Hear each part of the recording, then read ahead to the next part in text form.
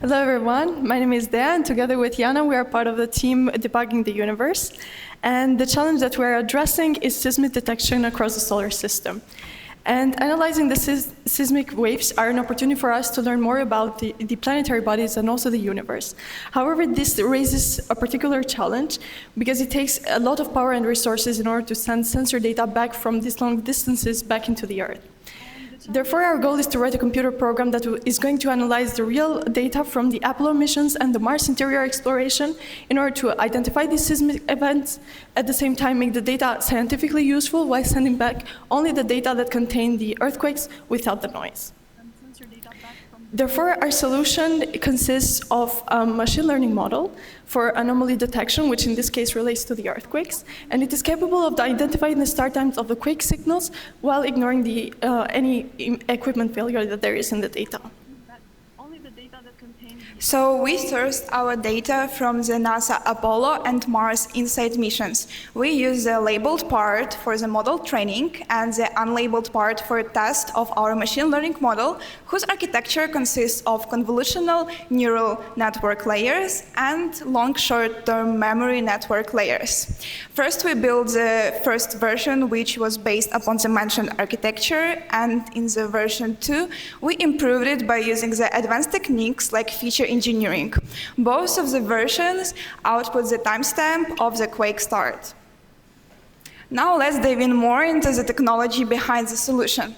We chose the convolutional neural network because it's proven to recognize the local patterns accurately, which is essential to differentiate between the instrumental noise and the patterns of Moon and Mars quakes. We used LSTMs because, on contrary, they learn patterns over extended time series, so it is especially relevant because recordings in the datasets are very massive.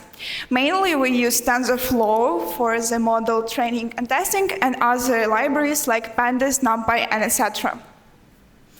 On the left, you can see one of the one of the samples where the model accurately identified the quake start.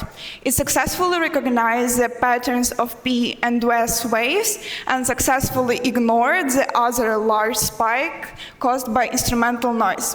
On the right figure, we can see the learning curve of the model, and we can see that the training loss is gradually decreasing with the training. This signifies the successful learning of the model.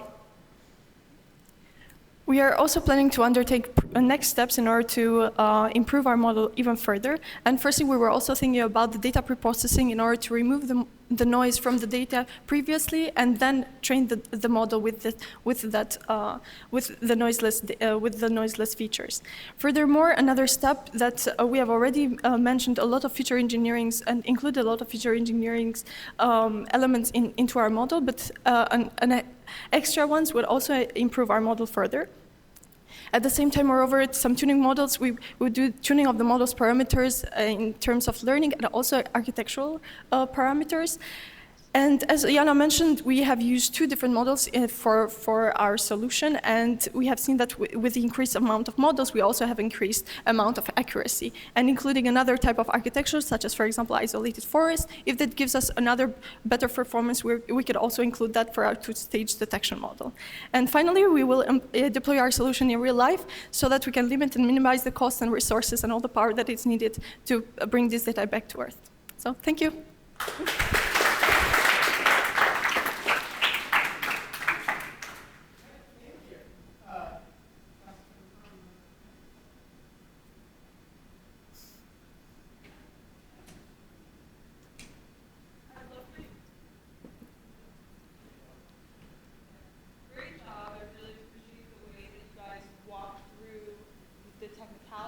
I think you guys did a great job of explaining everything really simply. I'd love to just hear more about your data sets, why you picked them, and what's unique about them. Do you want to answer this?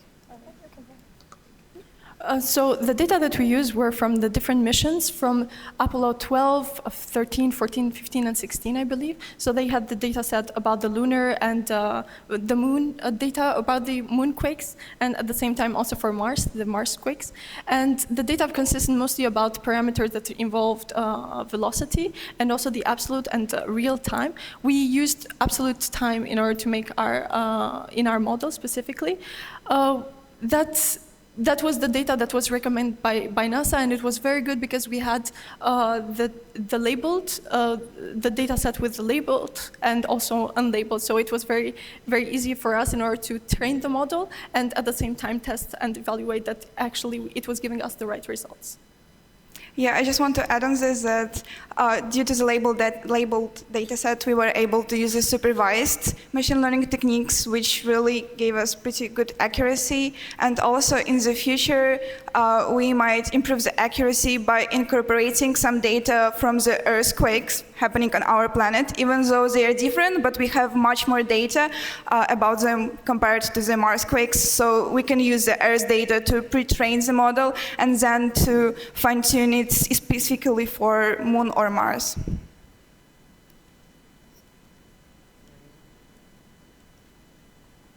I have one question.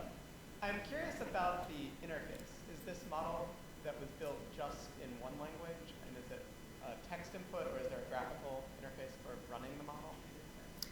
Can you repeat it again, please? I was curious about the interface. Is this something that is coded just straight in text on your machine, or is there like a graphic interface for inputting the data? Yes, so we did the models in Jupyter notebooks. So we downloaded the data from NASA website, and it's in two formats, CSV and Miniseed. Right now we are using CSV because it was easier to set up, but in future we plan to use Miniseed because it will be faster. So we just load the data into the Pandas data frames for faster processing, and then we reshape this data and pre-process. For example, we normalize it to be between 0 and 1, and then we feed it into the model and do feature engineering in the version 2. And then the output is provided in two ways. First one is just writing all the detections to the images, and few of those images we insert in the presentation. And the other output is in CSV files, which will be used for scoring. It was indicated on the challenge page that we need also to do that. Thank you. Thank you too. Thank you.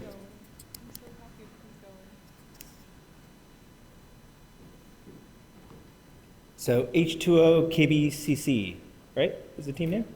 Okay. Power's right there.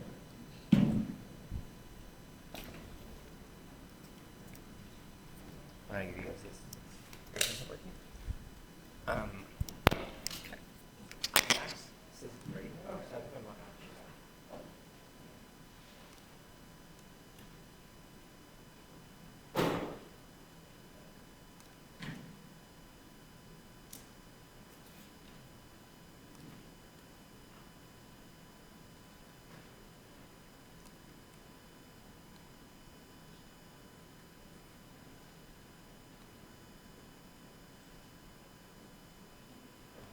Whenever you're ready.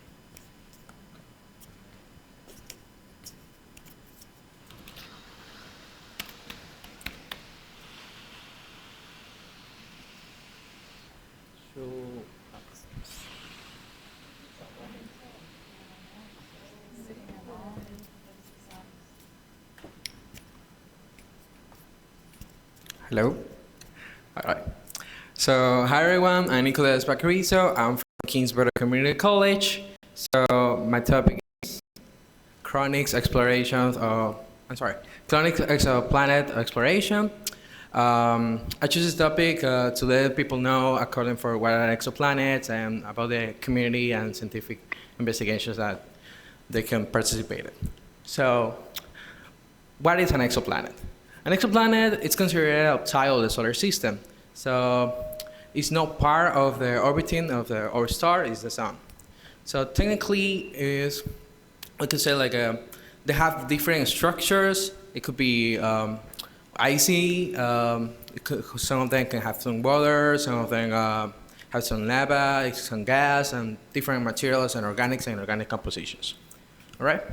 So there are too many techniques and technologies that we know, well, not me, but the scientifics know how to understand the exploration of these exoplanets. So James Webb Space Telescope, Kepler Space Telescope, and there are like different huge process, like the scientific takes to take the analyses and understand how the atmospheres and all the composition that it works. So there's too many exoplanets. Actually, right now it's like different, like I say, gas and rocky solid planets. More of it is more introduction to people to understand and know more of it. The more clear specification on the website that I did it. To continue, there's strange planetary systems. The most close to us exoplanets are in Proxima Centauri. That what I was telling to you, the different exoplanets that are composition study. Yeah, that's all. More information you can find on the website that I created that I recopilate all the information of different NASA and explorations of that they have it to the ESO and other scientific communities. Thank you.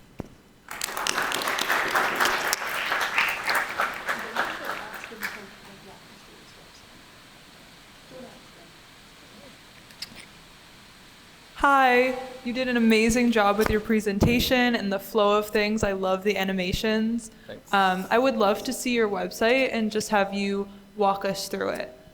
Yep. Right now, you want to see all that? Yeah, just walk us through it for like a minute or I'm just so. gonna give it to you pretty quick.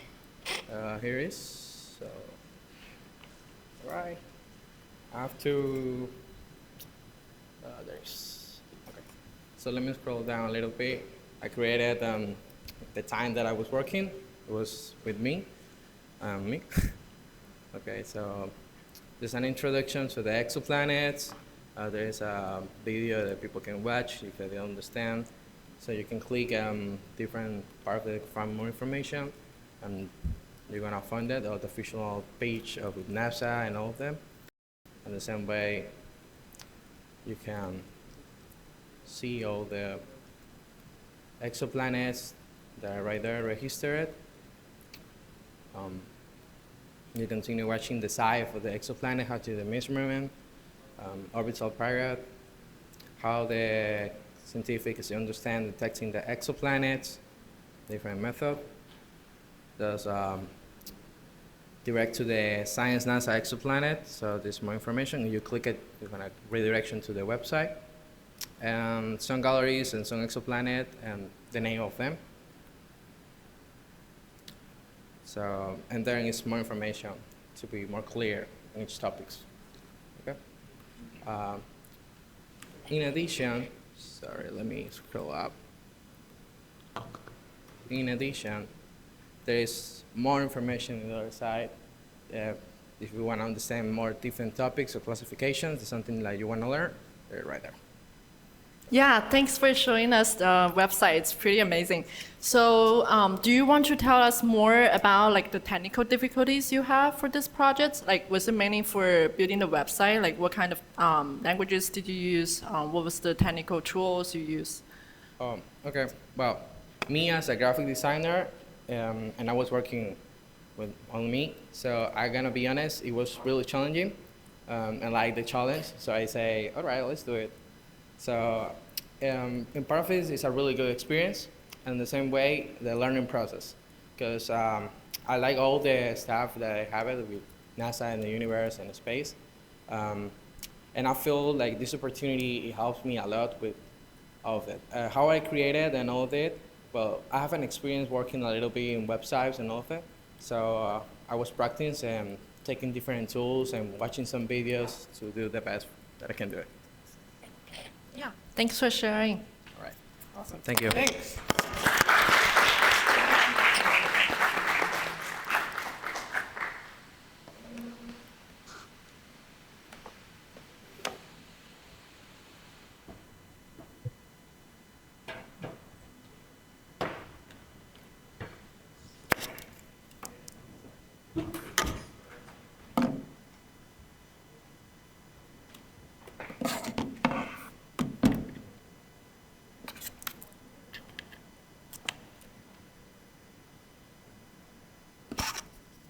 I'm gonna try again with the Zoom.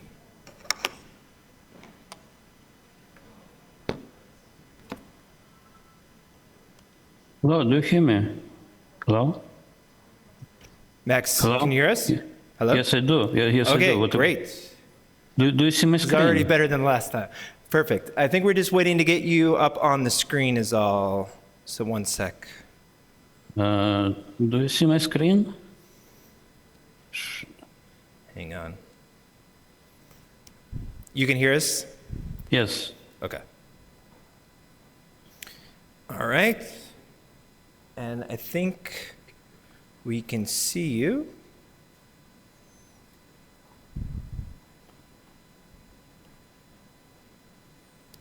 I am trying to share, just slow. It just doesn't yet share. What do you see? Do you see something?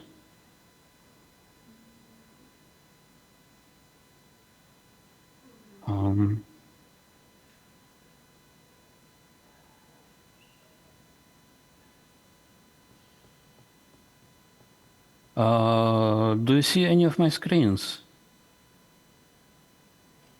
Hello?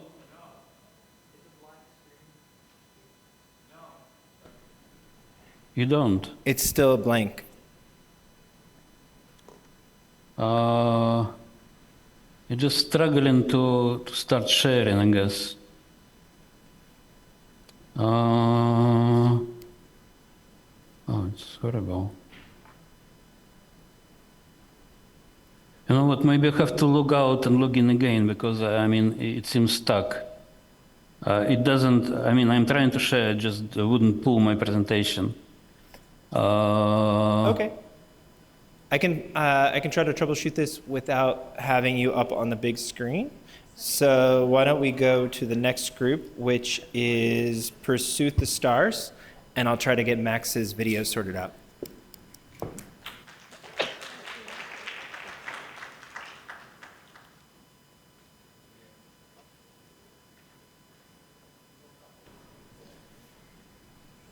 Pursue the Stars, you guys are, okay, great.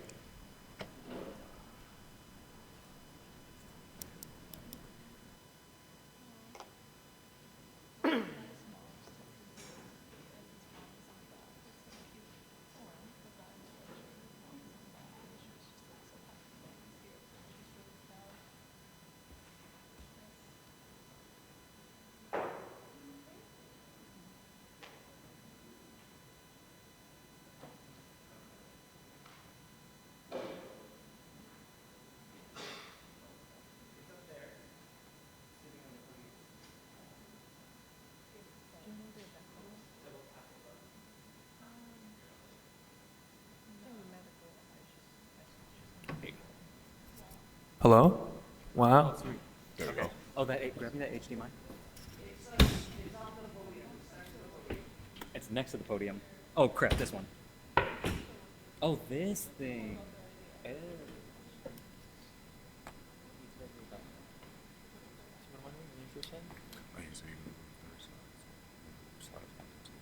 Introducing us. And then let's start with the technical side once you go to the third slide. Okay. So let's start talking about the technical aspects. Oh my god, the brightness. The fourth is demo. Don't worry about it. We are. I think we're ready to rock. Yeah. So. Yeah.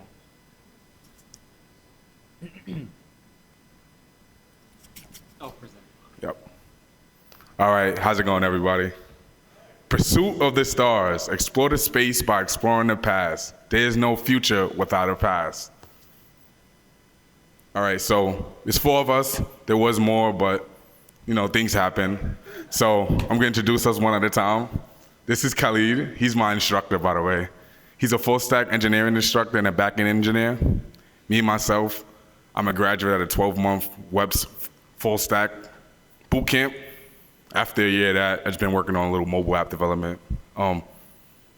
Saza, she's a STEM club leader, and she's selected for first robotics internship and a USEF nanosatellite program, UNICEF. And then we got Stefan, full stack engineer with experience with 3JS and 3 years at a startup. So good experience with that. So the web app we set out to build was a 3D web orrery. We use 3JS to render the planets, and we scraped the NASA APIs for location data, velocity, and any other data we needed to calculate the distance in the orbit. We also incorporated a historical aspect with the web app, so you can, select a date and see the state of the solar system, and in the future, other objects in relation to certain historical events.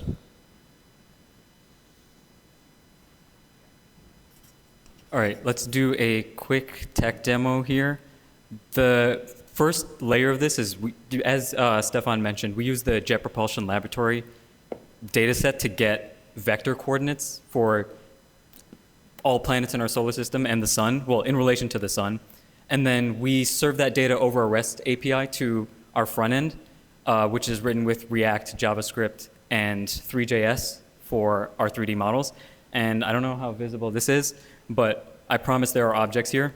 And the idea here is at any given date or at any given time, planets have some certain position relative to each other. But there's also, I just changed the date to a random date, hold on. There's also, the basic relationship is we wanted to show, like, if you're a student or something like that, like in grade school, you go to science, you go to history, you go to whatever. The idea here is like, oh crap, this is what the sun was doing when George Bush got elected. I don't know why that matters. It matters because it's like connecting different parts of your education together. And it's like, I don't know, I just like that idea of like, oh, you didn't even think that was going on, but you should have seen what Mercury happened when George Washington was born. You know what I mean? So I could change the date here. I need like a date. But you can snap between different dates. I don't want to, 1 minute? Okay. I don't want to linger on this too long, but the core idea is we have to parse all of this text from this NASA API and like pull out the relevant data we needed in order to transform into our front end. But yeah, thank you. And then, what was the, sorry. Yeah, who's future? So how important it is, like, it's not only about like US history, it's about world history, it's about our like events in our environment, and I don't think it's, okay. Can you give me the next slide? Yeah. Yeah. So it's about everything that matters in our world, especially we're gonna talk about environment. Then, for example, in a second, you guys can see that it can improve responsibility among people. It means that, like, for example, if there will be like environmental disasters caused by human being, people will see this information on the screen while they're gonna see what happened on the space, like in a certain dates. This is what importance. And can you give me the? And I think we are gonna have to cut it off there. Okay, thank you very much.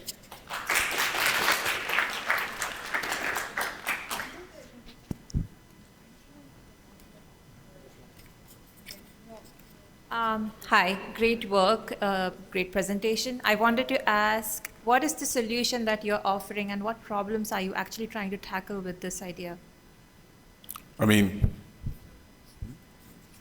the core idea here is about, pertains to just education when it comes to like, especially younger youths.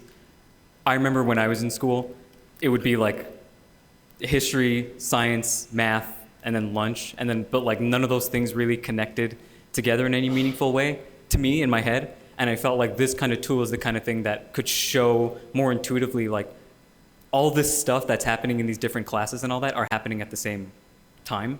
So it's more of like a way of tapping into a different part of the brain of like all this interconnectedness of the universe. It's very spiritual. So why don't you present it as astrology in connection to science? Is Sorry? it what you're trying to say? I'm not. Astrology in connection with science, is it what you're trying to say? Then why not present it like that? I don't understand the question. Astrology, are you saying that No, I'm not. No, this doesn't have to do with anything with astrology at all. I said it was spiritual just because everything's connected. Okay. There's no astrology component to it. Okay. Yeah.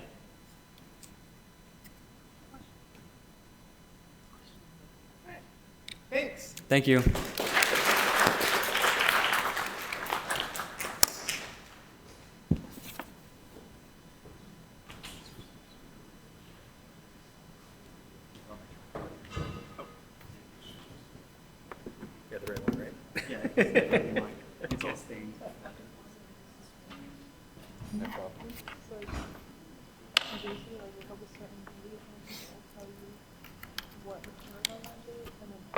Hello, Max.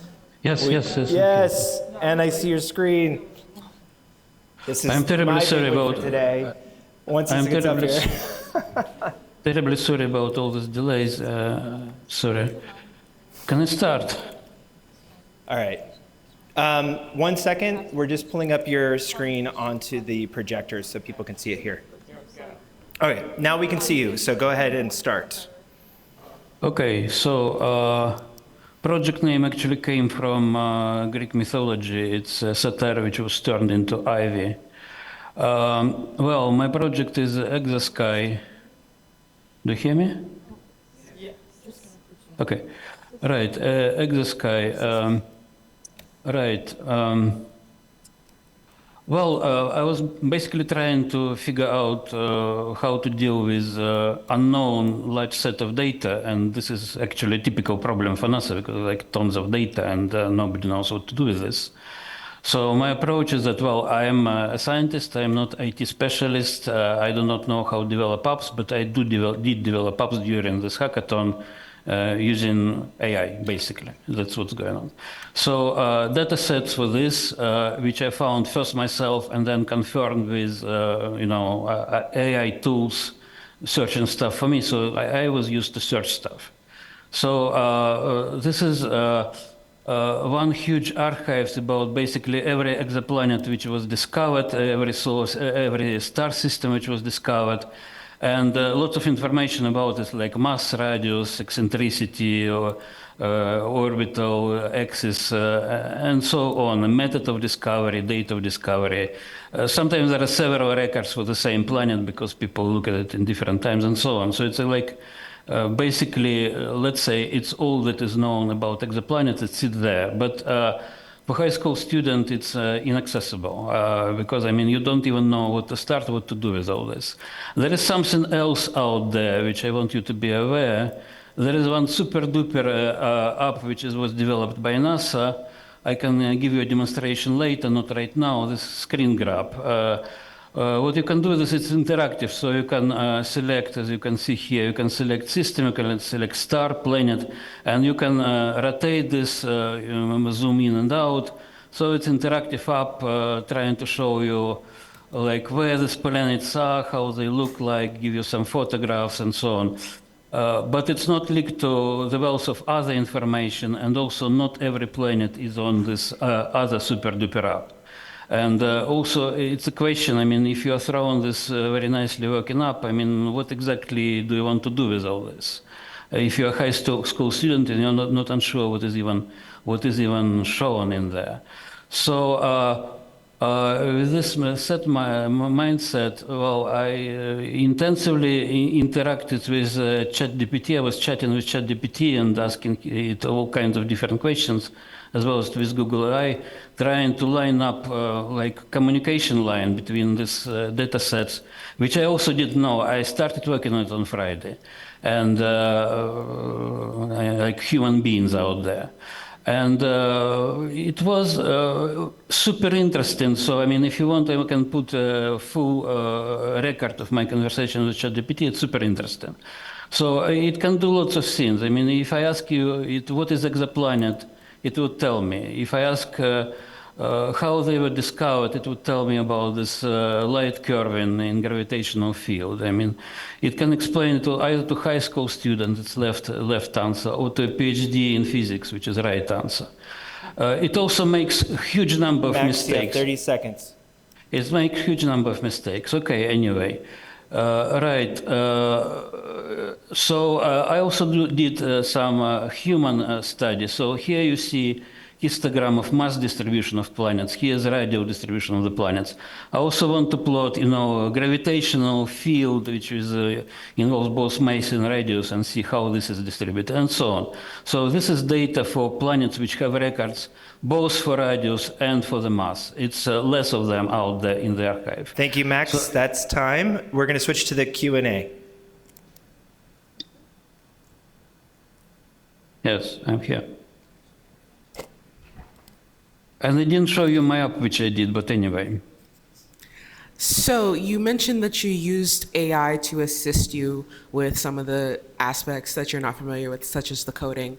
So in terms of your conversations with ChatGPT, what other resources were you using to verify ChatGPT's output? Well, ChatGPT was lying in 30% of the time, so it was not just using ChatGPT. I need to test every answer. So you cannot, I found huge and serious errors in GPT answers because basically, as an example, I asked it which planets are in this super duper app, which planets are in the archive but not in the super duper app. And it was just making things up. It was just totally making things up. It was not correct answer. It didn't have any idea. It was making like test data out of the blue and giving me just out of the blue answer. So I tested it very intensively. I tested everything which it produced, but it was very, very interesting conversation because it was like conversation with, like with a high school student really. It's like quite intelligent thing. It just lying very often. But I was not relying on it. I was just using it to give me collect information, and without it, in 2 days' time, without AT experience, I would not be able to do anything. I would not even understand what is the meaning of archive.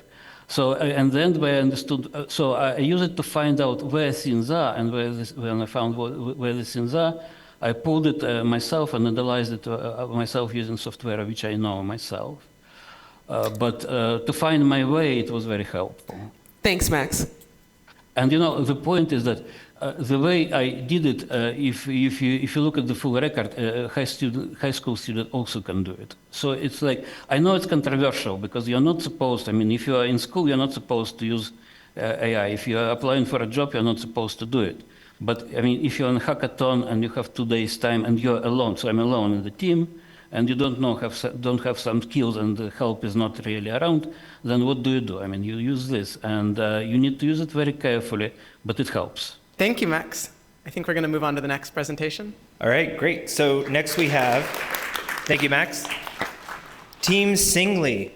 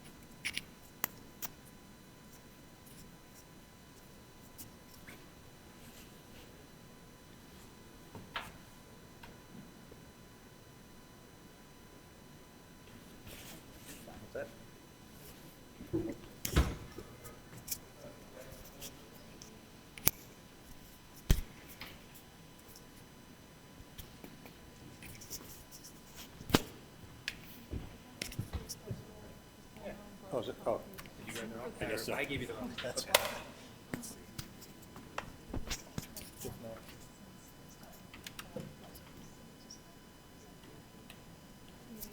Give it a second. No, that's right. Stop.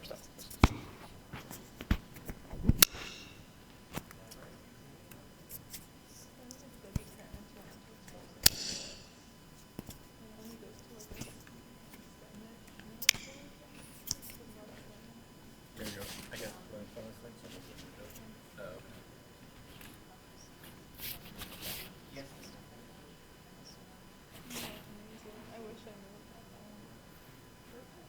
We're here now. But I know we're going to take many days. But it will be a while. Many, many, many years. You have it still plugged in? Yes.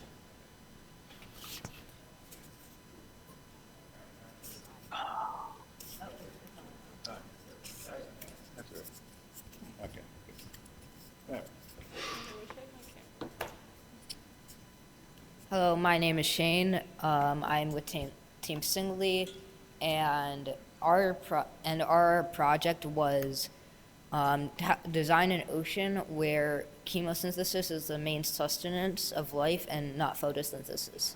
So some of our key considerations were what chemosynthetic organisms are already on Earth and we're aware of, and how do they get their energy and nutrients. We also focus on what geological, astronomical features and conditions were required to provide energy and nutrients. So we try to, one, create an imaginary planet that provides a suitable environment for chemosynthetic life, leverage use NASA data to help identify celestial bodies that can support chemosynthetic life, and build a web browser app that allows users to view candidate bodies and simulate seeding with microorganisms. So there's chemosynthesis here on Earth. In the dark regions of the Pacific, we can find chemosynthesis using hydrogen sulfide, nitrogen, iron, and methane. The names next to them are the type of phytoplankton bacteria that use those elements to use chemosynthesis. So some geological features that support chemosynthesis are hydrothermal vents, which are just cracks in underwater volcanoes that blast hot water and air and like magma out of them. Methane clathrates, which is crystal formations in the water that traps methane and creates an ice-like solid. Cold seeps are kind of like pools with hydrocarbates. They're commonly known as brine pools. They're warm but not as hydrothermal vents. Whale falls are where organic matter, mainly dead fish, fall to the ocean floor. And isolated cave water is water in caves, and like that's like that. Its properties differ from the atmospheric water and oceanic water. So in general, celestial bodies that are candidates we should probably possess oceans above or below their crust, a molten core, providing hydrothermal vents, cold seeps, methane clathrates, etc., and they should have nitrogen, sulfur, and iron. So our imaginary planet is called B26. Like Earth has 4 seasons. Its average temperature is 20 degrees Celsius with fluctuations up to plus or negative 27 degrees Celsius. Years ago, an ice asteroid collision gave it water islands and metallic nodules. Metallic nodules produce dark oxygen. It has a peculiar orbit with ellipse and mineral-rich water was seeded by Earth. We can identify candidate planets because of all the criteria from before, such as Europa, Ganymede, and Enceladus. Very weird pronunciation. Enceladus has no direct evidence, but it can be possible with what evidence we do have. They all have oceans, molten cores, oceans above or below the surface, molten cores, and other necessary elements. Our web app we call it Fertile Exo-Oceans Explorer. We split into 2 phases. Phase 1 is candidate celestial bodies, possibly supportive or chemosynthetic life browser. So you can browse all candidate celestial bodies, view all their kind of salient geological properties, such as thermal vents, oceans, etc. Using the latest data from NASA, you can view the menu of chemosynthetic organisms that would most likely thrive there. And phase 2 is seeding simulation, or aka primordial injector. Users can simulate seeding the body with chemosynthetic microorganisms to see how they might survive and or thrive. We would need to model the ecosystem as microorganisms and metabolic byproducts alter the chemistry of the oceans. Wonderful. Thank you very much. That's so exciting. Questions? Any questions? We should see his web app. Yeah, we would love to see if you can walk us through for the web apps. I'll see if I can get it up on the screen. It's on there. It's running locally. Here, just one. It's a shirt. It's a shirt.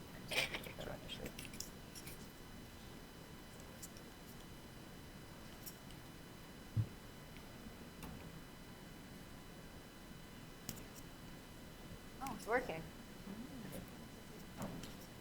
So again, we don't have too much here of the web app developed, but basically this is just the preliminary data we pulled down. And right now, we don't have a live feed to any API or anything, so this is hard-coded data for the time being, just for proof of concept. But you could click on a planet and then get various bits of information about the geology and internal structure. Right? So the plan is to build this out further, but this is just the first step of this. Awesome. Any other questions? Hi, great job. I think it's inspiring. You guys work together. Love it. Would love to just hear more about the process of making this and what sort of tools you made to bring the website to life. So excuse me, but the process of making the slideshow or the web, okay, so. The web app.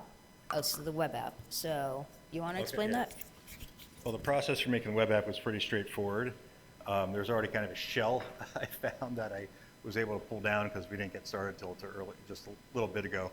And then going and pulling data from the ocean, one of the NASA websites that we used, the Ocean Explorer web portal that NASA has, and pulling down the planets that have, and the moons that have the various properties that we're looking for in terms of oceans and molten core and the necessary elements that we expected on there.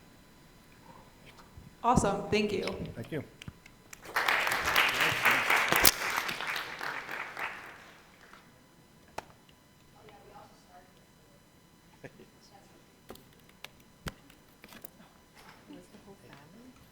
I think there's another kid here. I can't imagine. It was great. He was just standing up there. Sorry. Wow.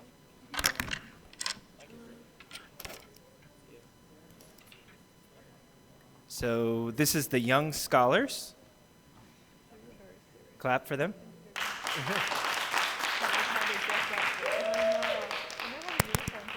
Hello. Okay. Are the blazers too much? No, thank you. Thank you. Oh my God. They said it was. Okay, hello? Okay. What? Can you guys see? Okay. Good. Good. Okay, good afternoon, everyone. We hope you're all well. My name is Alexandra Murray. My name is Monique Gordon. My name is Joshua. And I'm Joseph. I'm Michaela Gordon. I'm Kesakia. And our game is called Voyage of Unity, and our challenge was Galactic Games Fun in a Microgravity Environment. Our game involves a group of astronauts who are stranded in space due to malfunctions on their system. Before the game, the astronauts already don't like each other because of prior situations. And the goal of the game is to build those relationships with your crewmates, and by doing tasks and also talking to them and making the right decisions when speaking to them. While also, by doing these tasks, fixing the ship and fixing your relationships, you'll be able to escape the pull of the sun. If the player completes all 5 tasks and makes all the right choices, you'll have the good ending where you get away from the sun. And if not, well,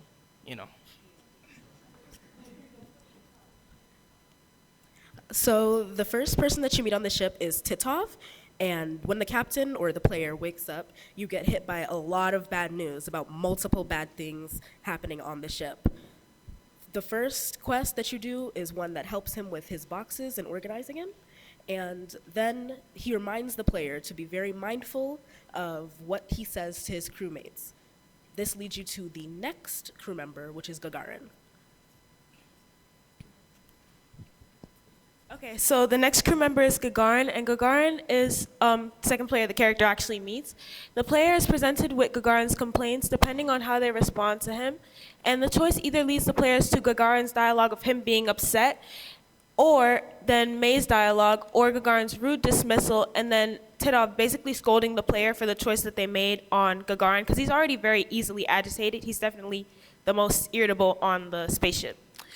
So after meeting May, the player returns to Gagarin, and he presents them with another minigame to complete in order to fix the gears on the spaceship so that they don't, again, crash into the sun. And then he thanks the player, but there's a crash, and then we transition to the next character we meet, is just a third, who's May. Okay, so May is the final character, like she said, that we meet. And she's kind of on edge, but she's friendly in a sense. And your decision with how you approach her based on how she talks affects another outcome of the game. You have to help her find the oxygen tank, and if you approach her in a proper way, you help her find the oxygen tank, and if not, you get scolded by Titov again for not being respectful or kind to your crew members. And if you do help her and you find the oxygen tank later in the game, something happens, it breaks, you have to help her fix it, which can all help determine the final level of the game. And now we're going to go into the mini games. All right, so the game is divided into 6 mini games. So the first game is Titov's Box Quest. So it's a click and place game to help you sort out the inventory. Next is May's click and place box quest, which is finding the oxygen tank. Okay.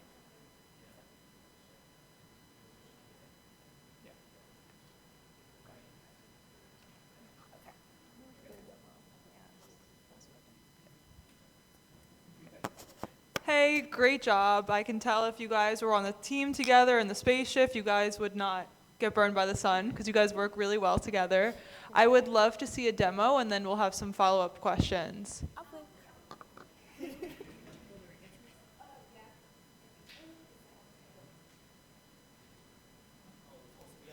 Yeah. If you want to play it, it's compatible on laptops. However, the buttons through the website we made it on, the buttons are more of a perspective.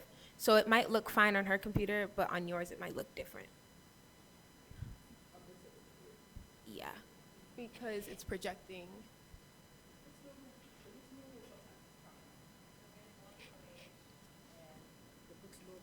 This is the title screen. It goes through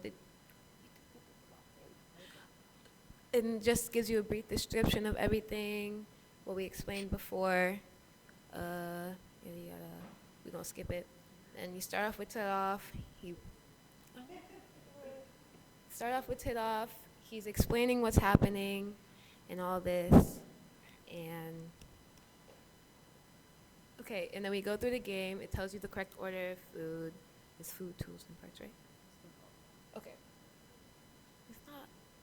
Because you're not clicking them. Oh. You struggling. I do. I think. Then it explains more, and then. I think for sake of time, this is a great introduction to what the game looks like. Mhm. I don't know that we have time to see all of it, but thank you for sharing. You're welcome. Just curious, how long did it take for you guys to create this Unity game? Did you guys have developing experience on Unity game before? No. Okay, so we didn't have any experience of creating games. However, we all have different levels of coding experience. So that's why we decided to use Glitch as our program, because it allows us to use CSS, HTML, and JavaScript. So we divided ourselves as Alex and I worked on HTML, CSS, Keitukia and Joshua worked on JavaScript, and Monique and Joseph worked on the design aspect. Yeah, thanks for sharing. Yeah, I'm curious because I worked on Unity game before. I know this is not easy, and I'm so glad to see that you guys were able to, ramp up very fast during these 2 days. Yeah, thank you guys.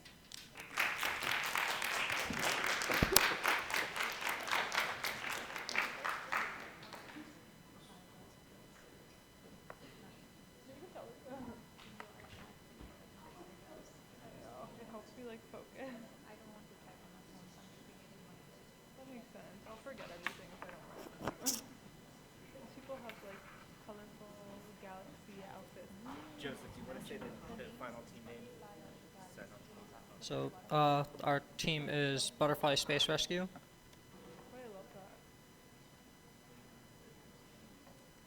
Just waiting to load up. How many more do we have slides? This one and then two more. Oh, okay. I think. I'm entirely sure. Okay. I'm already like ranking. Yeah, what's the top one? Yeah, I think what we're gonna do is about four ones. So we'll have one that we want to help, and then we can move your categories of like number science. So our team is Butterfly Space Rescue. I'm Joe.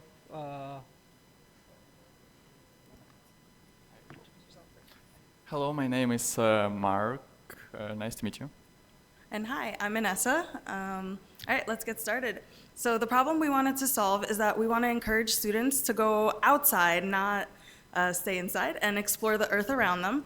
Some of the complications are that traditional teaching methods often don't cater to diverse learning environments. And resolving these issues began with creating a game that can be played with pen and paper or virtually via a program.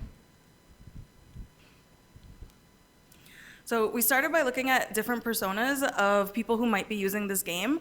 And we're not just looking at students here in Brooklyn, New York, although that is one of our students who's tech savvy. We also have students in other countries who might be using this game who don't necessarily have the same technologies. Their school might have one computer for everybody or only be able to accept paper mail, not even emails. We also have teachers who work in low-income areas that might not have the same resources. So players can participate in an RPG game. It can be played either the old-fashioned way with pen and paper or via a program. So we have a paper copy of it, and we have paper copy of printable data set. And this came about when we were thinking about aspects of the game as an RPG and the way other RPGs are played, going back to things like D&D, but also with a name like Butterfly Space Rescue. Go figure, we encountered a bug. And with the Globe Protocol data set, that was something that we were having issues with the API. And it was we were having issues pulling the data set, and it ended up being on NASA's end as well that there was issues. So we had to use the Space Apps Connect to communicate with them. But we ultimately were able to get the API to connect. I will pass it over to. So we actually have multiple versions of the game. We have the paper version here. If you want to take a look, we could pass that to you in a moment. And the online versions are actually additions, not replacements. So those are for the students who are maybe more who are maybe more tech savvy, but we used a simple design to make it easy to use. So our online version is like just a website. Here's just it made with AI help with ChatGPT, and it uses HTML, CSS, and JavaScript code. So there's we use globe.gov API here, and also here's the on site there's just photo of daily photo from NASA and a short description of it. And also as well, I will show you the actual website. This our actual website. Let's start with begin. Just here start the adventure. Here we can choose our character, one of three. All of each of them has like special ability, and for example, we will choose Moon Explorer and start the mission. And here we can see here we can see our data from Globe, and we have a different option to make a choice, and analyze the role, and we can. Okay, I can describe it as well. And there's an additional game, another one. It's supposed to be, they're supposed to work together. And another game is like a quiz. And there's this one we can. Right. This is just game description and 3 characters. Thank you really much. Oh, yes. One moment. And I there's think 3 we have, characters. do we have questions for this team? One of them can skip one question. One of them have. I think we're going to go ahead level. and do some questions first. Do we have questions? I have a question. So when you mentioned the Globe portal so I'm curious, what kind of data are you going to be working with, and what kind of data will the people playing interact with? So for the game, the first data set that we were able to pull, we tried pulling was air quality, and so that way, just being able to pull a data set, so that way people could compare the data that they collect while playing the RPG, because the goal of the RPG is to create a feedback loop and get people to also contribute as well.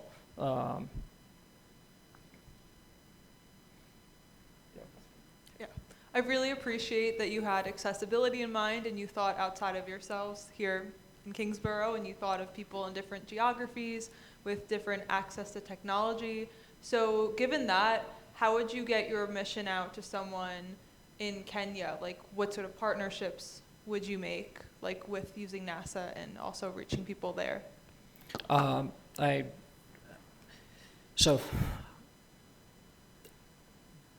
would be, however, I would find a way. One idea was that some schools are able to get one computer for the whole school. So it is possible that maybe one teacher in the school will make a printout copy or multiple printout copies in schools like that. And there's also schools that already have relationships that, I guess, with like schools in the United States, you know, pen pal programs, all kinds of stuff like that. Yeah, well, also Starlink, sorry. But yeah, that's another way to get them paper copies of it if they don't necessarily have access to be able to play with the digital editions. Thank you.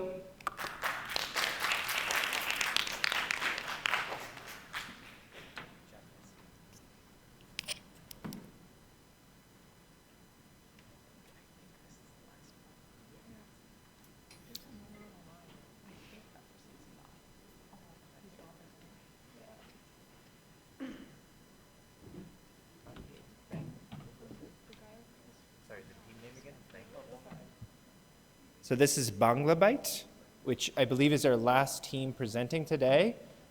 So if you heard me say that and you haven't presented, let me know, but I think I got everybody. One sec.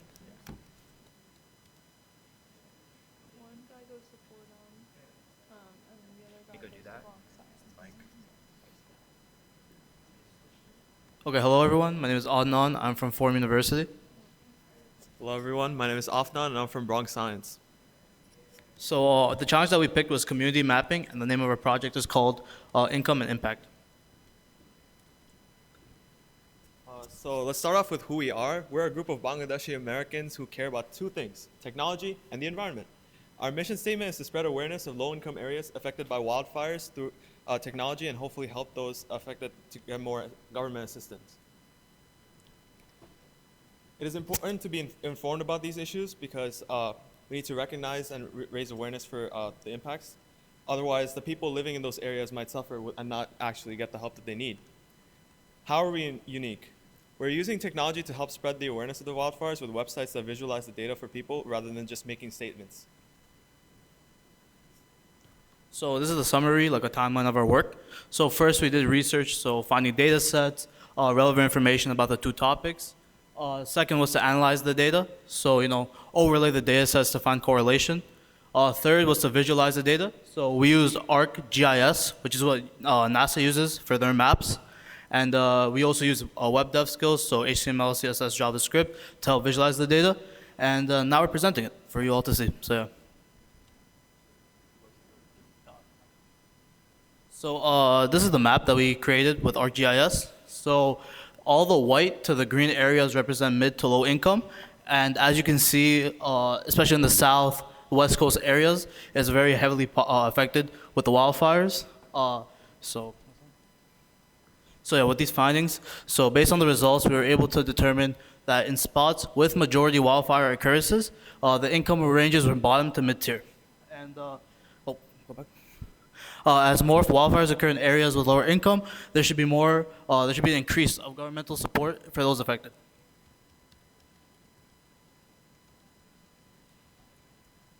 So we're planning on spreading awareness of this issue by advertising our website globally through ad campaigns on social media, such as Facebook, Instagram, YouTube, and Snapchat, to gain attention for the people and potentially have them sign petitions to solve the problem. And we're planning to start an initiative and an organization to ask the government to compensate for the problems caused by the fires, whether it be from property damage, injury, or pollution to the neighborhood. Yeah, and more technical things that we can work on. The website itself, there are a little bit of errors, so we do plan on fixing that. And another thing is we want to incorporate AI to the website. So one thing we're doing is working on a chatbot. We're training it to implement it into the chatbot, to the website, so people can ask about wildfires, low-income situations, and stuff like that. So yeah.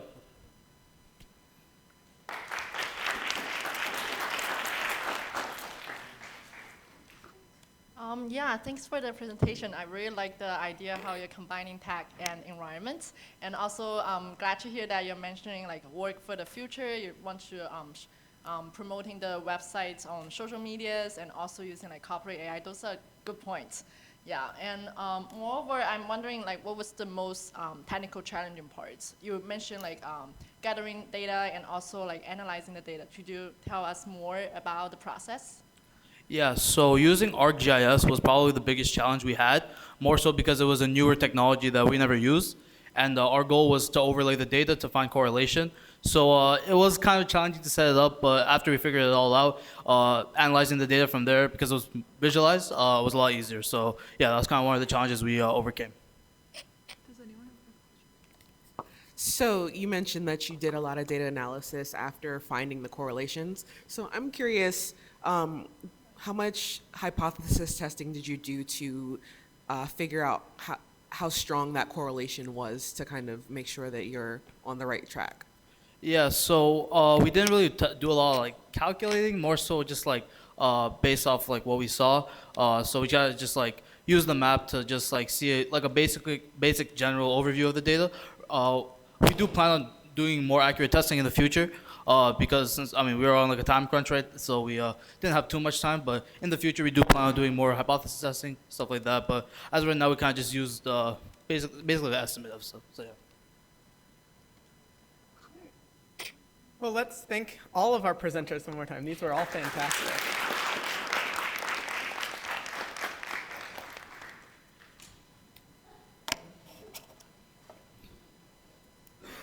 Good work, guys. So here's what's going to happen next. So Sebastian Alvarado is here. He's going to be judging. He's going to be joining our judges panel. I just wanted to remind folks what your background was, since you. So I'm a biologist that studies gene-by-environment interactions, and I like to consult science to the fiction, to creatives in the fiction entertainment industry. Cool. Thank you very much. All right, so what's going to happen next, and Stephen, feel free to cut me off and say if I say something incorrect, but the judges panel, including Sebastian, are going to go and deliberate and come up with 4 winners, right?